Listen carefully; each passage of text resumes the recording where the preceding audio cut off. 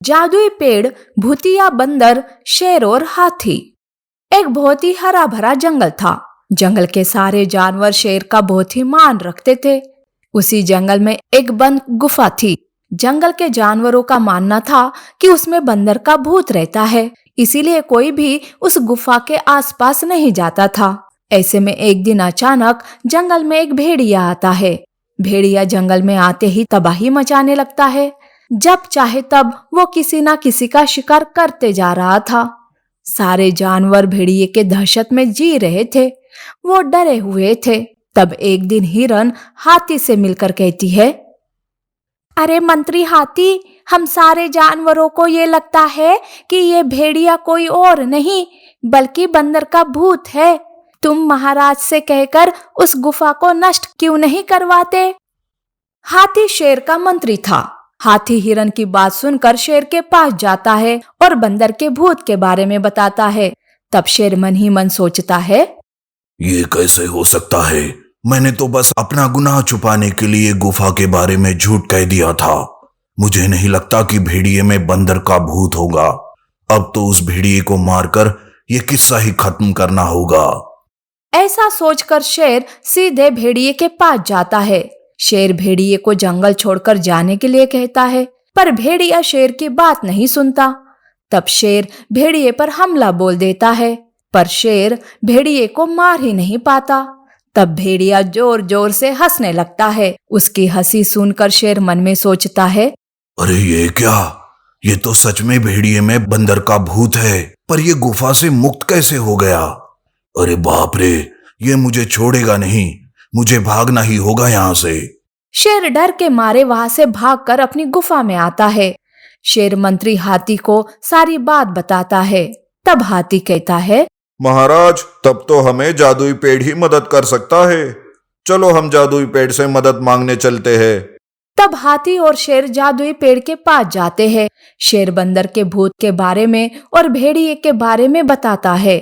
तब जादुई पेड़ को बहुत गुस्सा आता है और वो कहता है, नहीं शेर, मैं तुम्हारी मदद नहीं कर सकता। वो भेड़िया काला जादूगर है, उसमें बंदर का कोई हाथ नहीं। अब जब तक तुम उस गुफा से बंदर को मुक्त नहीं करते, तब तक मैं तुम्हारी मदद नहीं कर सकता। हाथी ये सुनकर चकित हो जाता है तो शेर उदास हो जाता है। हाथी को कुछ समझ नहीं आता। तब वो शेर से सच्चाई पूछने लगता है। तब शेर कहता है, हाथी, कई सालों पहले मुझसे एक गुनाह हो गया था।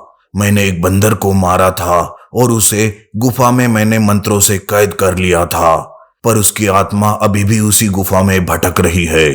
अब मैं अपने जानवरों के लिए अपने प्राणों की आहुति देने के लिए तैयार हूँ। शेर और हाथी उस बंद गुफा के पास जाते हैं। शेर बंद गुफा को खोल देता है। तभी बंदर का भूत गुफा से बाहर आता है।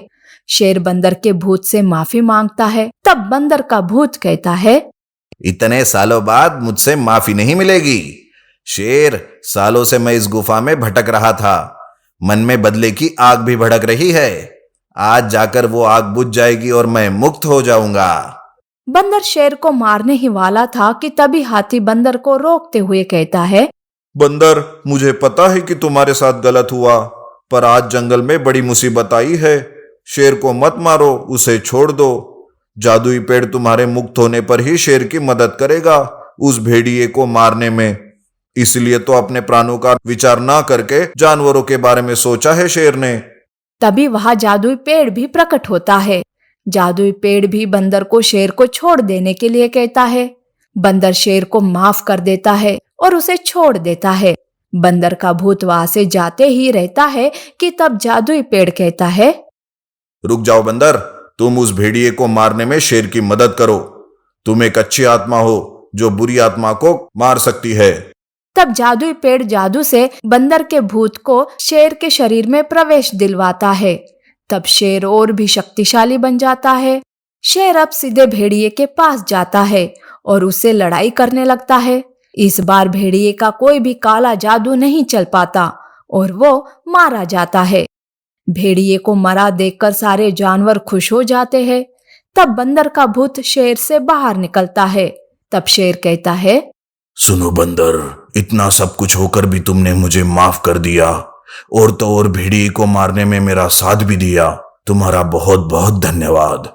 शेर और बाकी के जानवर बंदर के भूत और जादुई पेड़ का धन्यवाद करते हैं। बंदर का भूत इस बात से संतुष्ट हो जाता है और उसे मुक्ति मिल जाती है। बंदर का भूत गायब हो जाता है और फिर से सारे जानवर खुशी खुशी जीने लगते हैं।